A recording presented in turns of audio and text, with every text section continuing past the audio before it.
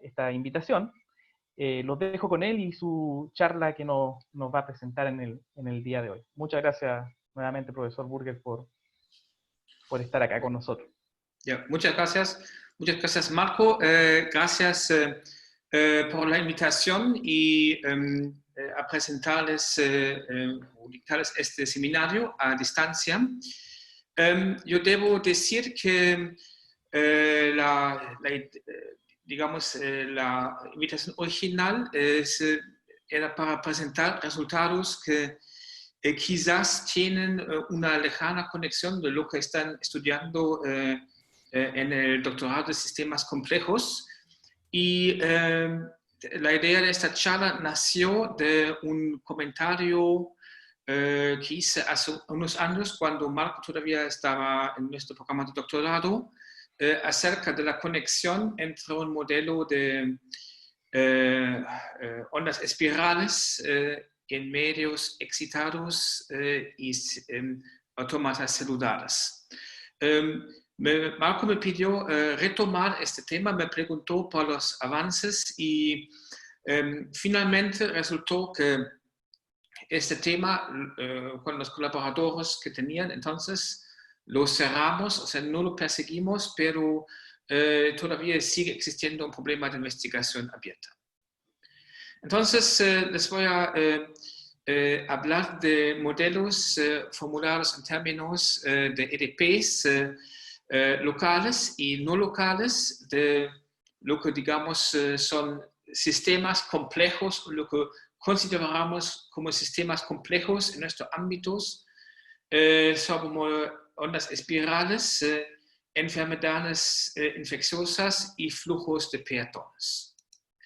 Entonces, como entrada, como nuestro punto de vista, son sistemas complejos que pueden ser descritos por un sistema dinámico, discreto o continuo, que describa el cambio de estado o de la posición de una célula o de un individuo debido a estímulos externos, tales como impulso eléctrico. Eso ocurre en modelos de tejido cardíaco, efectos climáticos o la dinámica de transmisión de ciertas enfermedades infecciosas. Además, para modelos de peatones tenemos efectos de obstaculización y de desconfort. Entonces, como saben bien, estos modelos son gobernados por reglas de comportamiento locales, pero si uno supone diversos modelos de coherencia espacial, entonces tales modelos locales dan origen a estructuras macroscópicas, tales como las ondas espirales en tejido cardíaco o bien la formación de filas en el flujo de peatones. Entonces, nuestra especialidad de casa es expresar tales modelos en el lenguaje de sistemas, de EDPs, de reacción, difusión, a veces con convección también, y el estudio de estos modelos bajo el aspecto de análisis matemático y numérico es esencialmente lo que hacemos en nuestro grupo y también lo que han hecho los estudiantes. Entonces, presentaremos una review sobre algunos avances del modelamiento, análisis y la simulación numérica de modelos de estos tipos. Donde hay que decir que quizás no entramos tan profundamente en los aspectos de aplicaciones y de modelación, sino que en el aspecto de definir métodos numéricos eficientes, quizás el buen planteamiento, y justo este aspecto de análisis numérico es el que voy a largamente suprimir ahora en esta charla. Bueno, hay tres tópicos que voy a tratar de abordar. El que originalmente motivó esta charla, el modelo de formación de ondas espirales en tejido cardíaco. El trabajo conjunto con Ricardo Ruiz Bayer, que es exalumno mío, ahora académico de la Monash University en Australia, y Kai Schneider de Aix-Marseille Université en Francia. Eso genera un paper que ya fue publicado hace 10 años, pero el tópico de esto queda abierto. Luego quiero, según permite el tiempo, hablar del modelo de propagación del antivirus en roedores, lo que elaboramos con Gerardo Chowell, un bioestadístico de la Georgia State University, Estados Unidos, mi exalumno Elvis Gavilán, a quien conoce Marco, ¿cierto? Sí, sí. Que ahora es académico de la Facultad de Ciencias Forestales nuestra, Pep Molet y Luis Miguel Villada. Y últimamente hemos aplicado ideas similares a un modelo no local de flujo de peatones, conjuntamente con Paola Guatin, académica del INRIA en Sofía Antípolis, en Francia, mis exalumnos Daniel Insunza y Luis Miguel Villada. Esto es trabajo en este momento bajo revisión. Bueno, empezando con ondas espirales, les presento resultados de un paper, como les dije, publicado hace un tiempo ya, pero donde a mi juicio queda un aspecto interesante por elaborar. Entonces, se sabe que los medios excitables, no sé si es apropiado decirlo, son conocidos porque exhiben fenómenos multiescala bastante complejos, tanto con respecto al espacio como en el tiempo. En particular, en este tipo de medios se sabe que si uno coloca o impone un impulso más allá de un cierto umbral, entonces esto inicia una onda de actividad que se mueve a través de todo el medio excitable. O sea, una excitación puede generar un fenómeno a larga escala. Entonces, hay numerosos ejemplos de estos pulsos, frentes, ondas espirales, la llamada conocida reacción Belousov-Zhabotinsky, y estudiamos este fenómeno como modelo de actividad eléctrica en el tejido cardíaco. Si se acuerdan, o Marco si se acuerda, esto era parte de la tesis de Ricardo Ruiz, que empezó a trabajar en Concepción. Luego siguió trabajando en ese tipo de modelos con Alfred Quattaroni en Lausana. Entonces, todo este proyecto ha crecido y quizás el estudio de ondas espirales es lo que encapsula la dificultad que aparece en ese tipo de aplicación. Hay numerosos trabajos en la literatura que tienen que ver con la formación y el control de ondas espirales. Existe análisis de bifurcación por Margaret y Barkley.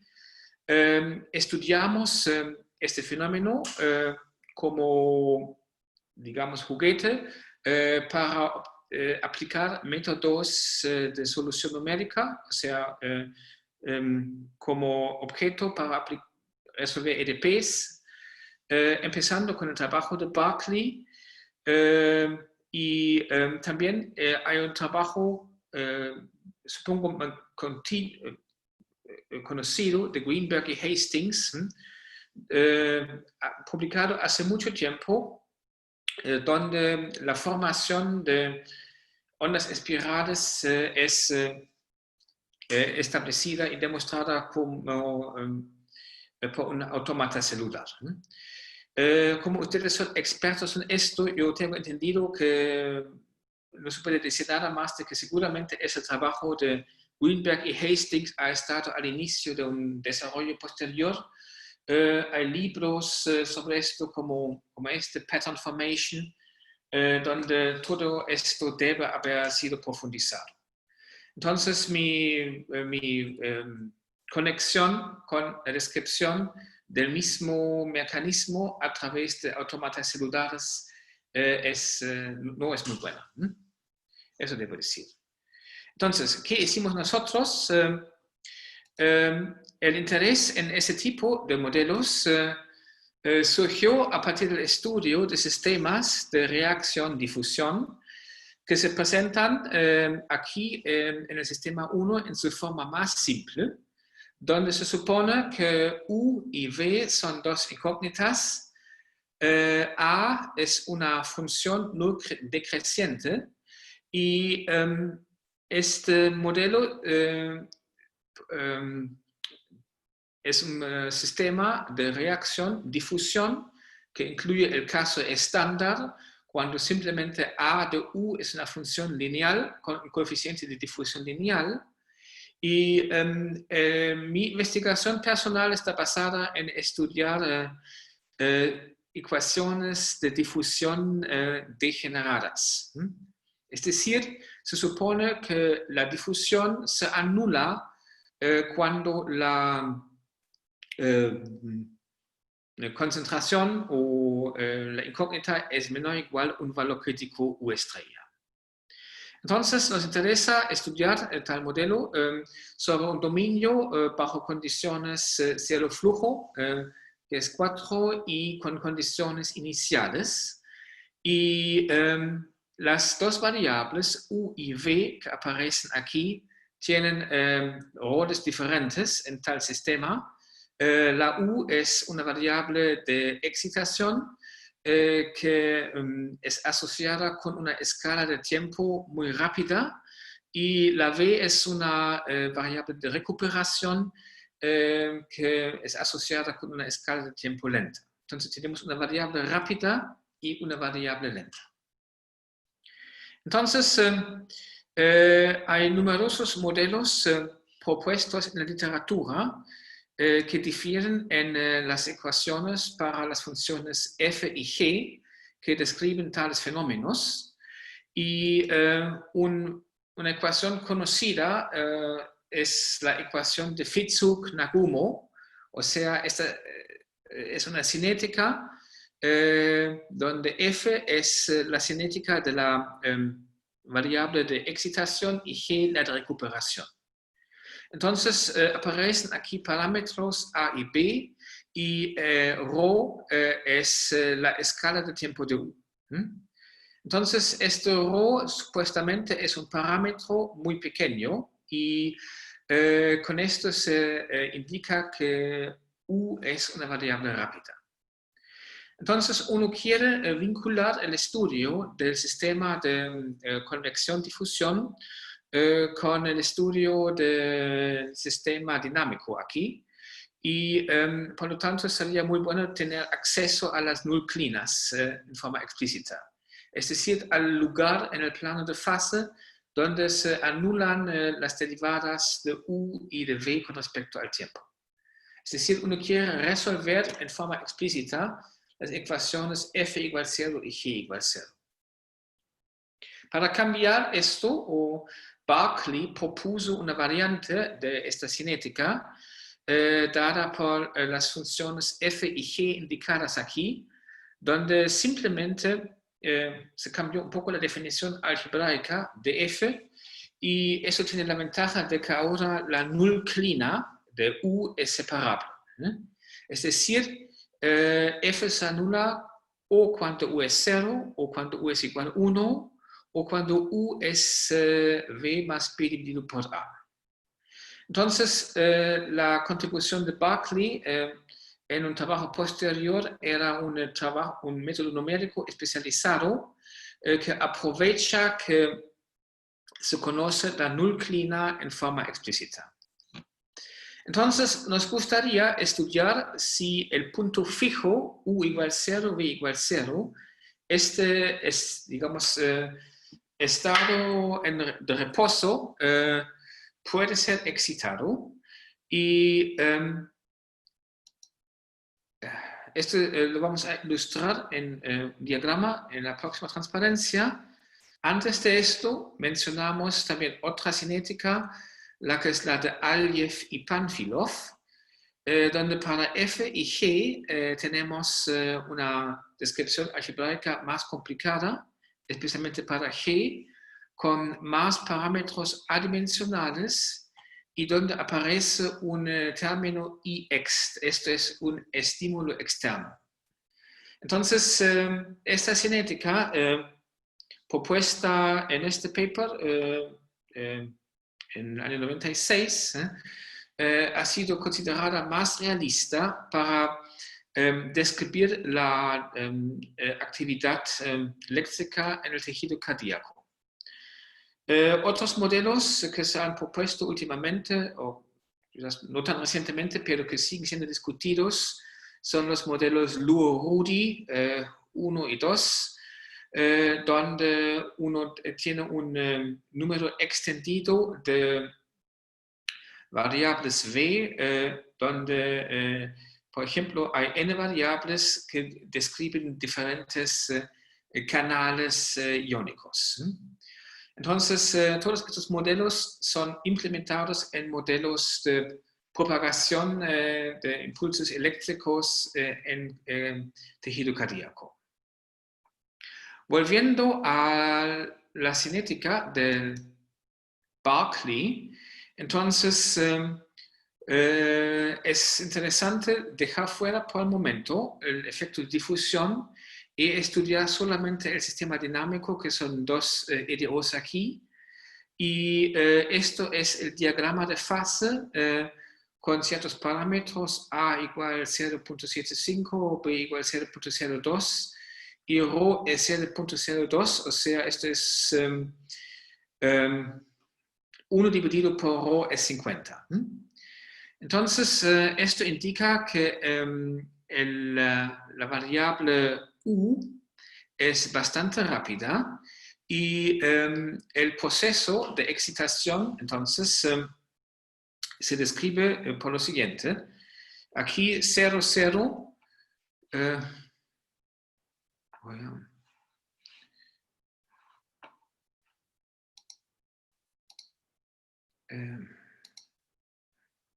Cero, cero es el estado de reposo que se puede excitar en diferente forma. Supongamos que empiezo con un estado inicial A, que está a la izquierda de esta nucleina, que representa el umbral de excitación.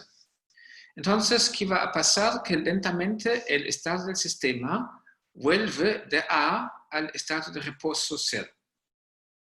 Pero si en lugar de A elijo C como estado inicial, entonces el comportamiento del sistema es completamente diferente. Hay una transición muy rápida hacia este estado, que es la nucleina U igual 1 del sistema. Hay un movimiento más o menos lento a lo largo de esta nucleina. Luego, en este punto, el sistema sale nuevamente de esta nucleina. Hay una transición muy rápida hacia otro estado que corresponde a U igual 0 y luego lentamente decrecen los valores de V a lo largo de esta línea U igual 0. Entonces la excitación es lo que pasa cerca o digamos más allá, en un cierto lado del umbral, y donde tiene lugar una transición muy rápida a otro estado y luego una recuperación igualmente muy rápida. ¿Ya? Entonces puedo estudiar el mismo fenómeno a partir del punto P aquí, donde se observa una transición muy rápida directamente a la nucleina U igual 0. Si empiezo con el punto D, nuevamente hay una explosión hacia la cercanía de U igual 1. Esto es algo que se puede analizar en términos explícitos para el modelo de Berkeley. Para el modelo de Fitzhugh-Nagumo, el fenómeno es esencialmente el mismo, solamente estas nucleínas son todas curvas y, digamos, no se evidencia de forma tan, digamos, transparente la dinámica del sistema. Entonces, el interés consiste en extender este modelo o hacerlo aplicable a un sistema espacio-temporal. Y los resultados que obtuvimos esencialmente se centran a métodos de multiresolución para este sistema. ¿Ya? Simplemente implementamos un método numérico adaptativo tanto en el espacio como en el tiempo.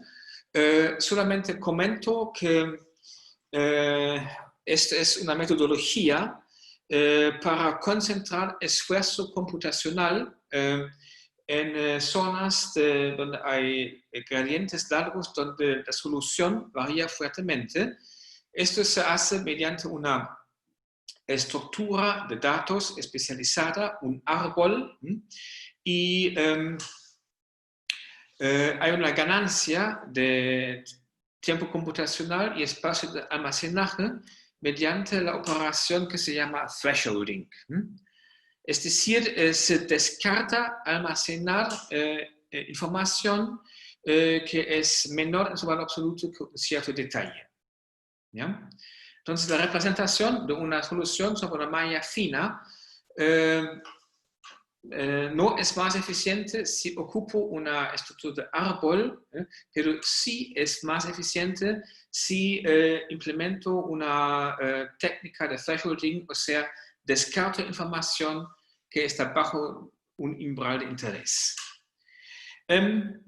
Aquí hay,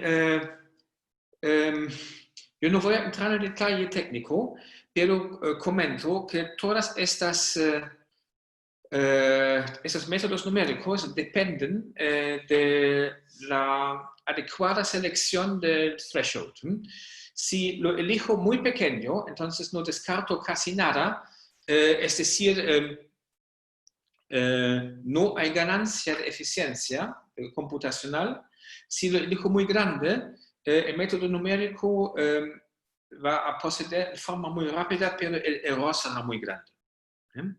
Entonces, hay ciertos principios que compiten.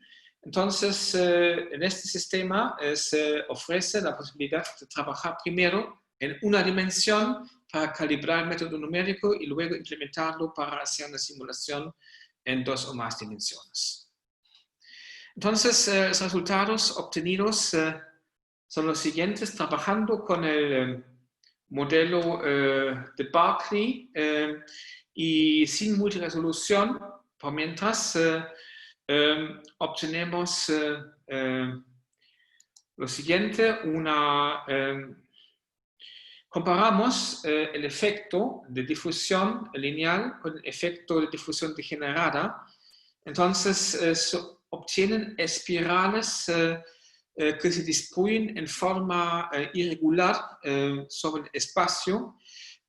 Aquí tuvimos una versión del paper de la cual saqué la información con difusión degenerada y luego hicimos otra simulación.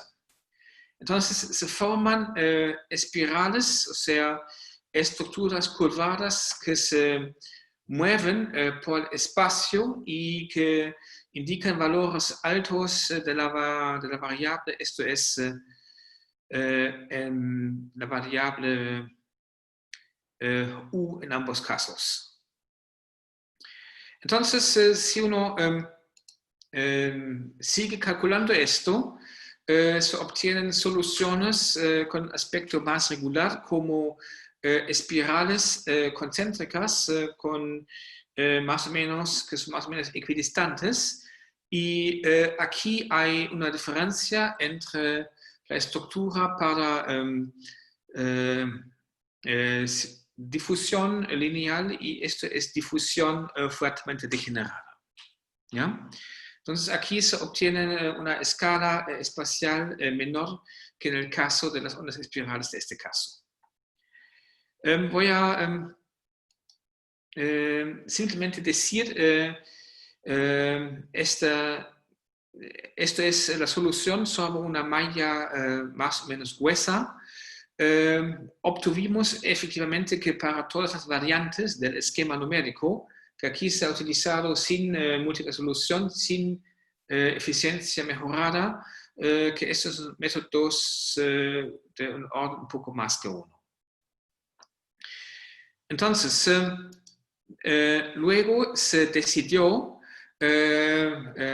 avanzar, implementar un método de multiresolución, es decir, aprovechamos la maquinaria diseñada para hacer más eficiente la simulación numérica y empezamos con un dato inicial para U y V que se ve más o menos así, o sea, un tipo de impulso de 0 hasta 1, aquí con con un cambio brusco en un lado, una transición continua en el otro lado, y hay teoría que dice que tal dato inicial da origen a la formación de una onda espiral. Entonces se obtienen resultados de ese tipo. Esto es una onda espiral que empieza a moverse desde este punto. Esto es la solución para U, o sea, la variable rápida. Esto es la solución para V, la variable lenta. Y esto es la solución numérica y esto es la malla adaptativa. Entonces, como nos interesa el método numérico, hicimos un plot de los centros de los subdominios. Entonces, estos puntos aquí indican que efectivamente se logra, después de la calibración, concentrar el esfuerzo computacional en las zonas de interés. Voy a mencionar aquí que la solución también se hizo inicialmente en una dimensión espacial y en una dimensión típicamente uno obtiene que U cambia bruscamente o en forma muy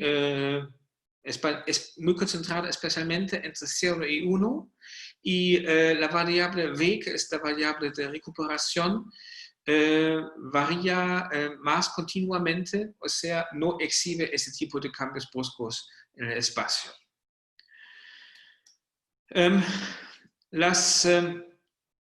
Se estudiaron algunas configuraciones adicionales de esto. Esto es un ejemplo con las cinéticas de Berkeley. Aquí hay algo de información técnica acerca del método numérico que se utilizó y finalmente obtuvimos aquí una solución más o menos oscilatoria en una dimensión. Esta se utilizó para definir el parámetro de thresholding, con el cual luego simulamos la dinámica bidimensional del modelo que da resultados de ese tipo.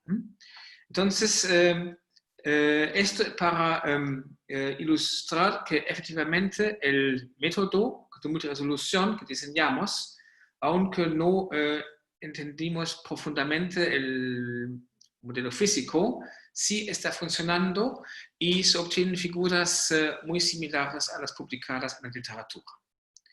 Entonces se forman estas ondas espirales y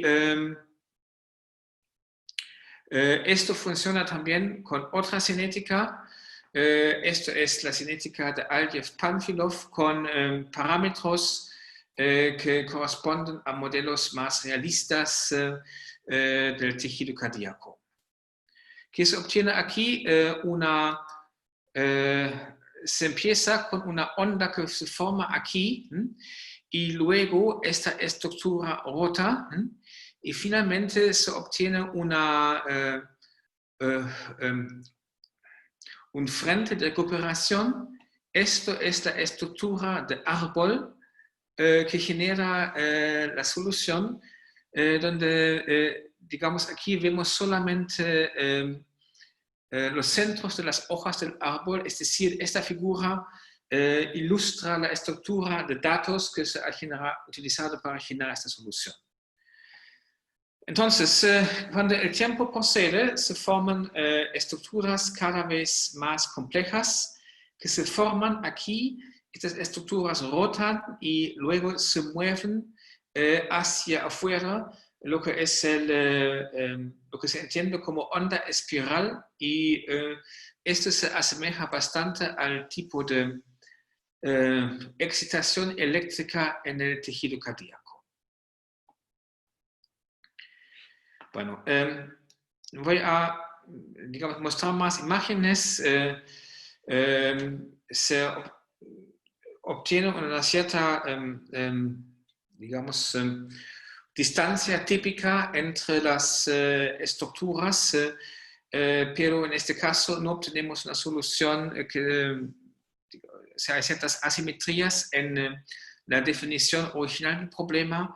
También pueden haber errores numéricos, así que no se está formando un patrón, pero sí se forman estructuras coherentes en esta simulación. Entonces, ¿qué pasa? Esto es al final otro ejemplo con el modelo de Aliev y Panfilov, y les muestro porque observamos diferencias en el comportamiento dependiendo de si la difusión es lineal o es degenerada. Entonces aquí hay un valor umbral bastante alto, U estrella igual 0.85, es decir, la difusión se apaga cuando U es menor que este valor, y esto de alguna manera reduce la coherencia espacial. Aquí obtuvimos también espirales, aunque no hay ninguna teoría que justifica esto, pero sí las obtuvimos, y aparentemente se produjeron aquí espirales octagonales. Es decir, hay ciertas puntas aquí en las figuras, y hicimos los tests numéricos que indican que esto efectivamente es algo que tiene que ver con la definición algebraica de esta función, pero no así con la orientación de malla. O sea, hicimos cálculos de control, variamos la orientación de la estructura inicial y se obtienen los resultados similares. Entonces, para volver a lo que comenté delante, yo no puedo hacer un comentario calificado sobre lo que tiene que ver esto con autómatas celulares, pero yo puedo referirme a la motivación de lo que nos hizo pensar en esto. El modelo, o sea, la cinética de Berkeley y parte del método numérico eran parte de un paper que tenía que ver con simulación computacional de Dwight Berkeley, publicado en 91, y ahí menciona que o sea, hay un párrafo donde menciona que el modelo original de reacción-difusión posee evidentemente un fenómeno de separación de escala. Hay una escala rápida y una escala lenta de las dos variables involucradas. Y los modelos basados en autómatas celulares para este fenómeno reducen la dinámica rápida de excitación en un salto simple y abrupto en alguna variable de estado. ¿Ya? Entonces, se refiere a simulaciones, a resultados de literatura, donde se han obtenido figuras muy similares. Sin embargo, propone aquí la solución numérica mediante un método apto para EDPs, para evitar las reglas ad hoc que gobiernan la definición del autómata celular, y además porque no se puede recuperar, según él, la dinámica rápida. Es decir, no se puede obtener una resolución espacio-temporal arbitrariamente fina. ¿Ya? Entonces, dicen, es difícil recuperar o comparar la los resultados obtenidos por la simulación mediante un autómata celular con resultados obtenidos por la solución del modelo completo. Por otro lado, la solución del modelo completo, como vimos, tiene sus propios desafíos. En particular, hay que trabajar con adaptividad para recuperar o para capturar la separación de escalas y para concentrar esfuerzo computacional en zonas de variación muy alta. ¿Ya? Entonces, cuando leí esto, simplemente revisé el paper original, que seguramente ya no es el estado del arte, pero lo buscamos, lo consultamos, donde se presenta un modelo de autómata celular para este tipo de fenómenos en un contexto simple. El de Greenberg y Hastings del año 78, donde hay una receta simple de la descripción de este tipo de fenómenos mediante autómatas celulares. Y el modelo propuesto es digamos, en la notación de una especie de receta, una ecuación de ese tipo donde D es un operador que describe la difusión o la propagación espacial y la excitación, y donde se supone que la variable que describe el valor en la celda asume solamente los valores menos 1, 0 y 1. Entonces, uno puede empezar con reglas discretas, y estos autores empiezan con este patrón inicial, luego dejan evolver el autómata celular, y este produce entonces estructuras de este tipo, que seguramente son conocidas para ustedes, pero que nos, digamos, parecieron muy similares a lo que se obtiene como onda espiral de este modelo sofisticado. Entonces, a partir de esto nos pareció interesante, y esto es lo que discutimos hace 10 años, lo comentamos con Marco, decir lo siguiente: si de alguna manera uno quiere hacer un vínculo entre el mundo de matemática discreta y autómatas celulares y el del análisis numérico entre EDPs, quizás, digamos, elaborar estas analogías en forma rigurosa y también buscar la literatura reciente al respecto, sería algo donde se puede empezar a trabajar. Esto es, digamos, lo que el estado de arte, lo que discutimos, Marco, hace, no sé, 10 años, y digamos, trabajar en esto, meter esfuerzo en esto, de todas maneras, ha quedado pendiente. Ahora estamos casi a la hora. Yo quiero mencionar brevemente los demás modelos que son similares, pero donde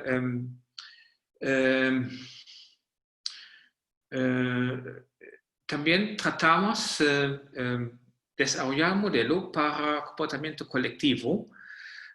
Voy a saltarme el modelo de hantavirus y, como queda poco tiempo, saltar directamente a la Pedestrian Flow Models. Voy a ver si puedo navegar o no. Si no, bueno, simplemente voy a mostrar lo que hemos hecho.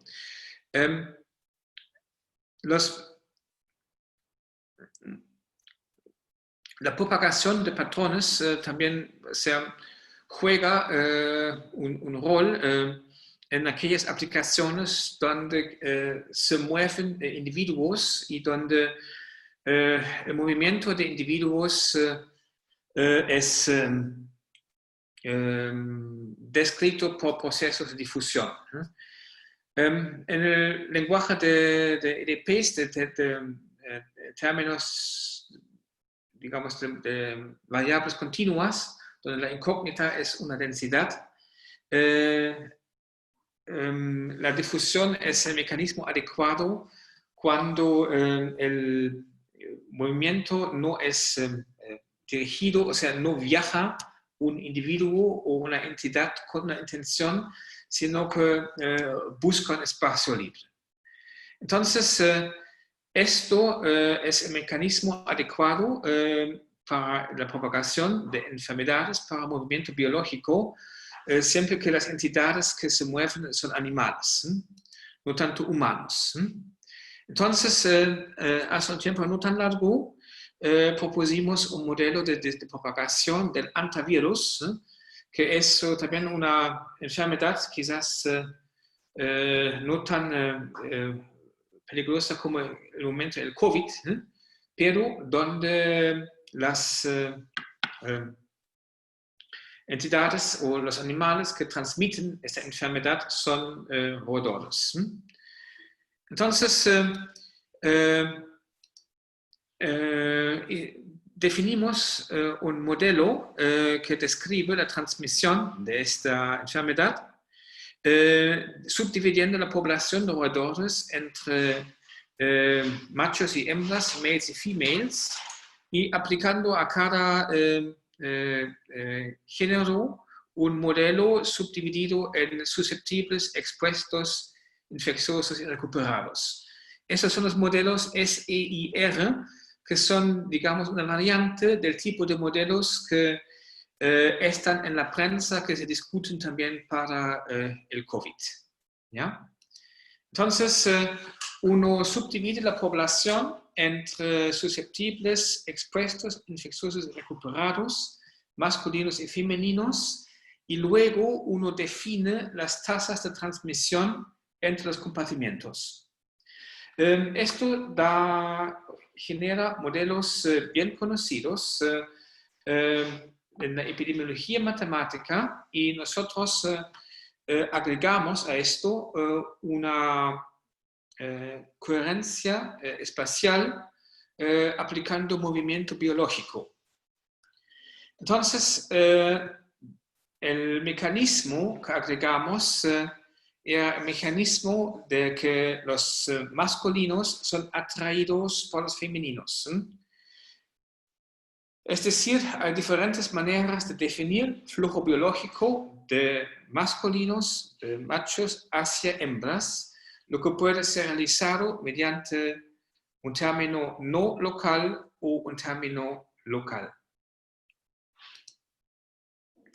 De todas maneras, el resultado será un sistema de 8 ecuaciones de derivadas parciales, 4 compartimentos machos, 4 compartimentos hembras, y aquí el operador de divergencia en cada caso de estos compartimentos opera sobre el flujo biológico, mientras que las hembras se mueven de acuerdo al movimiento difusivo, donde aparece la difusión con respecto a la densidad de cada compartimento. El lado derecho son términos de nacimiento, de muerte, de transmisión, que describen la dinámica de la enfermedad, y estos son términos que en esta forma han sido propuestos en la literatura. Entonces, como estamos terminando, los ingredientes de este modelo fueron propuestos recientemente por Allen en este paper, y fue parte de la tesis de Elvis Gavilán, tomar este modelo, agregar movimientos no locales y locales, y comparar los resultados numéricos. Entonces, hay diferentes variantes del modelo del flujo biológico de los masculinos, que puede ser un operador de movimiento no local, o bien un operador de movimiento no local pero con un efecto, una función de saturación, o puede ser un operador de movimiento difusivo. La no localidad aquí aparece en una función velocidad, es decir, uno toma el gradiente de una cantidad W, la densidad, no de la densidad misma, sino que de su convolución con algún kernel de suavización. Es decir, uno suaviza la densidad y luego uno toma el gradiente de esto. Y esto tiene resultados que gravemente afectan el tipo de solución que se obtiene. Voy a simplemente mostrar 3 ejemplos numéricos y después terminar mi presentación. Aplicamos un método numérico de punta para esto, que es el método bueno, el método bueno, por supuesto, pero bueno significa weighted essentially non-oscillatory, es decir, un método de punta para leyes de conservación de alto orden. Entonces, comparamos los resultados también con la solución del sistema dinámico, es decir, el modelo que no depende del espacio y donde para un cierto dato inicial se llega a un equilibrio endémico. Voy a saltarme, como no voy a mostrar la información completa, sino que solamente mostrar el resultado de que para el modelo no local que ha sido propuesto seriamente, la solución será la siguiente. Si esto es el dato inicial, este cuadrado, esto es el número total de masculinos, número total de femeninos, y esto es la densidad, en este caso, de infecciosos masculinos y infecciosos femeninos. Entonces se pone una estructura que se mueve, ¿ya? Pero con los efectos tanto de la persecución de las hembras por los machos como la tendencia de los machos de evitar a su propio género compiten, se obtiene una estructura bien irregular con densidades muy altas. O sea, al final los machos se van a concentrar aquí en ciertos espacios. Esto, digamos, da otro resultado cuando aplicamos una función de saturación. En este caso, no obtenemos puntas aquí con una densidad de más allá de 1500, sino que obtenemos zonas de ese tipo, es decir, se limita la concentración. Y finalmente, si aplicamos un mecanismo difusivo para el movimiento de los machos, se obtiene una estructura que corresponde a la formación de un patrón de Turing, o sea, una solución muy suavizada, pero que sí tiende a oscilar en el tiempo. Entonces, se han estudiado esas dinámicas aquí y se han obtenido diferentes resultados respecto de la comparación con el modelo no espacial. Cuando hay difusión lineal, entonces el resultado, que aquí es la integral de la solución sobre la línea de computación, es muy similar a lo que se obtiene para el sistema dinámico. Si trabajamos con un modelo de movimiento no local, entonces estas curvas son más o menos rugosas.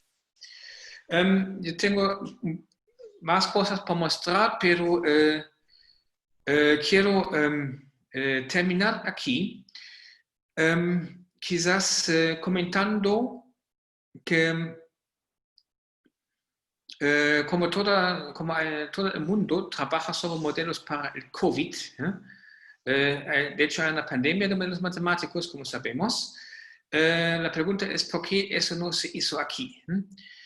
Eso tiene que ver con la diferencia entre el patrón de movimiento entre animales o bacterias o roedores y humanos, porque los humanos viajan, realizan movimiento a través de avión o se mueven de un lugar a otro con una intención, y no simplemente porque hay espacio para moverse. Entonces, el tipo de modelos que estamos analizando para el COVID serían más bien modelos de poblaciones o de metapoblaciones. Entonces, no caen en la característica de modelos que hemos estudiado aquí. Eso sería. Ok, muchas gracias, profesor Raymond, por su presentación. Voy a dar espacio para las preguntas. ¿Hay alguien que quiere preguntar? Ahí Eric está levantando la Yo mano. quiero. Ah, Sí. hay que levantar la mano, yo no sé cómo levantar. Ah, no, ahí en la cámara solamente. Sí, Ah, en la Eric, a ver. cámara. ¿Se puede? Sí, Aló. sí, sí, sí. Sí, te escuchamos. Sí. Muchas gracias, Raymond, por tu charla. Gusto de Gracias. verte. Muchas gracias. Solo quería comentarte que, a ver, a mí cuando todavía estaba en Francia, tipo 81, 82, conocí los trabajos de Greenberg Astin, los papers que tú mencionaste. Sí, sí. Y después de eso hicimos en la época, hasta los 90, no me recuerdo cuántos, pero 2 o 3 trabajos que te puedo enviar después, por si te interesa, justamente sobre modelos de reacción-difusión. Uno de ellos, inspirado en Greenberg Astin, de manera discreta, probamos con Martín Matamala, cuando Sí. hacía su tesis doctoral por los 90, que es un Turing universal, o sea, bastan 3 estados, un estado refractario, -1, 0, 1, digamos, ¿Ya? para tener todo tipo de comportamiento dinámico complejo desde el punto de vista computacional, Turing universal. Y hay otro paper que probablemente a ti te interesaría más, que toma un autómata de reacción-difusión arbitrario, es decir, hay muchos estados refractarios, parte de 0, 1, 2, 3, 4, no sé hasta cuándo da la vuelta, y según la porción de refractarios, tú puedes discriminar si se producen ondas o no se producen ondas, basado en una noción de continuidad discreta, que es un invariante discreto. Cuando eso existe, hay ciclicidad. Cuando no existe, se va y se muere todo en algún momento. Es un trabajo que hicimos en la tesis de Matamala, está publicado en Discrete Array Maths. Y Sí. más recientemente, diría yo ahora hay un grupo en Bristol, que es el grupo de Andrew Adamaski, que hace Unconventional Computing, que él hace experimentos en laboratorio ocupando autómatas de reacción-difusión en organismos biológicos como hongos y cosas así. Hay un libro en Springer que se llama justamente Models and Results in autómatas de reacción-difusión. Si te interesa, después consigo tu dirección y te mando todas las referencias, por si te interesa. Pero todo eto desde el punto de vista discreto, no con cosas referenciales. Ya. Ok, ¿puedo preguntar, Marco? Sí, claro. Por supuesto.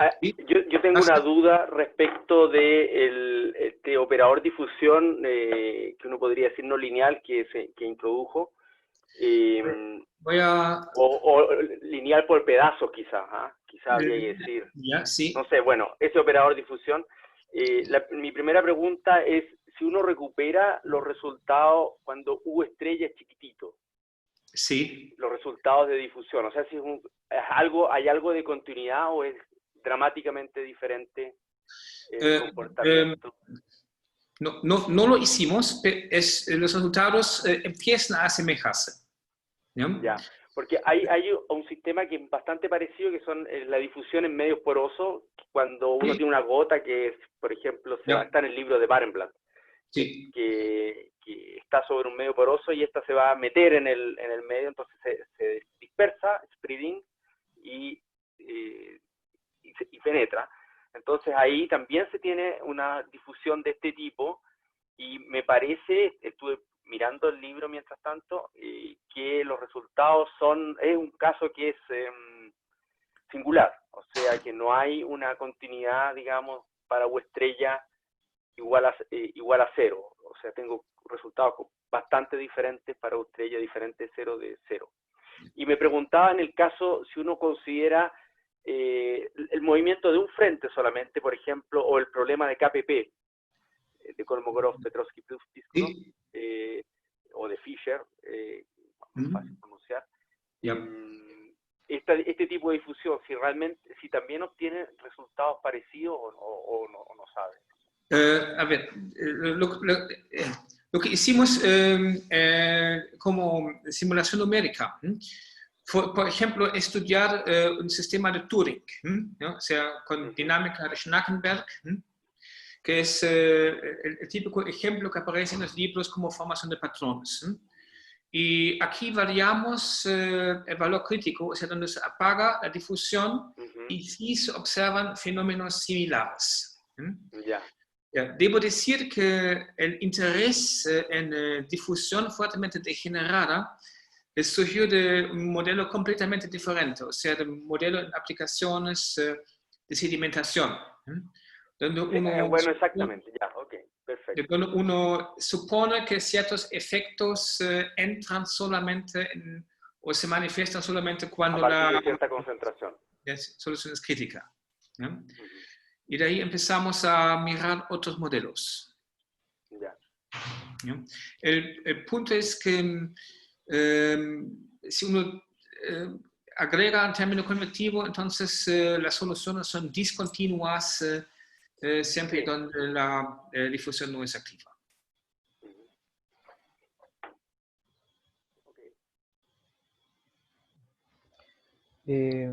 ¿Alguna otra pregunta? ¿Alguien más que desee preguntar? Yo, Marco, hola. Hola, tenemos a nuestro decano. ¿Cómo estás? Hola, Raymond, gusto saludarte. Tanto tiempo. Carlos, Quería, muy interesante, te quería preguntar un poco, conectando lo que está diciendo Sergio. Resulta que cuando uno modela estos sistemas de transmisión nerviosa, qué sé yo, Hutchins-Huxley, Nagumo, uno puede, haciendo homogenización, de llegar a una ecuación de tipo KPP, como decía Sergio, o más bien Fischer, dependiendo de qué lado del Atlántico uno esté. Con respecto al modelo que tú presentaste, obviamente este es un modelo bidimensional. En el caso tridimensional, o quizás me perdí de algo, pero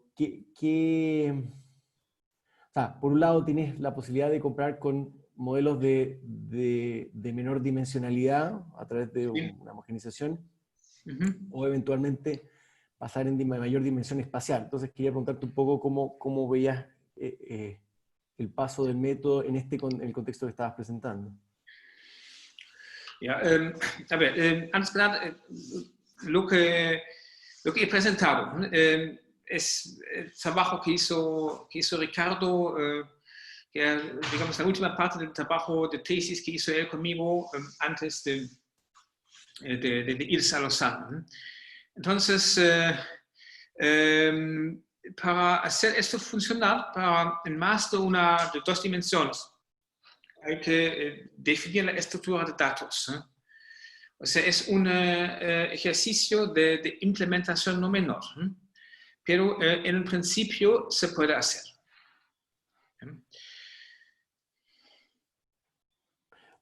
Ok, básicamente estas simulaciones son, claro, las que hizo Ricardo hace varios años atrás, y en el contexto de la utilización de esto con el grupo de Alfio y compañía, ellos entiendo que lo extendieron a 3 dimensiones, etcétera. O sea, lo que hicimos nosotros es estudiar el modelo bidomain, o sea, donde prácticamente uno estudia dos dominios planos conectados por ciertos canales y obviamente con Alfio, con la experiencia, con la manpower, con todo lo que tienen, etcétera, lo que es conocido, también agregaron efectos mecánicos. O sea, la deformación del tejido a raíz de los impulsos eléctricos. Entonces, aquí esto es más bien una configuración más o menos juguete. Perfecto. Muchas gracias. No sé si hay más preguntas del público. ¿No? Si no hay más preguntas, yo solamente quisiera comentar de que en este link que se hizo con los autómatas celulares, que efectivamente fue uno de los temas que me presentó el profesor Raymond cuando yo estaba terminando la carrera de ingeniería matemática y ya estaba viendo en qué tema seguir el doctorado. Ahora que digamos, uno ha trabajado en esta área, quizá el problema que tengan estos modelos de autómatas que aparecían en ese paper que nos mostraste, podría ser, quizás, no sé, digo, esto es solamente idea porque no he trabajado en esos modelos, pero podría ser incluyendo algún tipo de delay en el modelo, cosa de que esta función B, que no era bien simulada, porque no presentaba la rapidez necesaria, quizás con ese tipo de astucia se podría mejorar, digo yo, pero bueno, es tema justamente, como decía Eric, que se puede estudiar con los trabajos que mencionó. Yeah. Así que yo agradezco enormemente, Raymond, por haber aceptado esta investigación, o sea, esta presentación, y estoy consciente de que todo ha sido aquí dentro de todos estos cambios que todos hemos vivido, y se agradece enormemente de que hayas podido compartir de tu tiempo con nosotros. Gracias por la invitación. Gracias. Muchas gracias a ti, profesor Vargas. Gracias. Saludos. Y gracias a todos los asistentes. Chao, que estén muy bien. Un aplauso.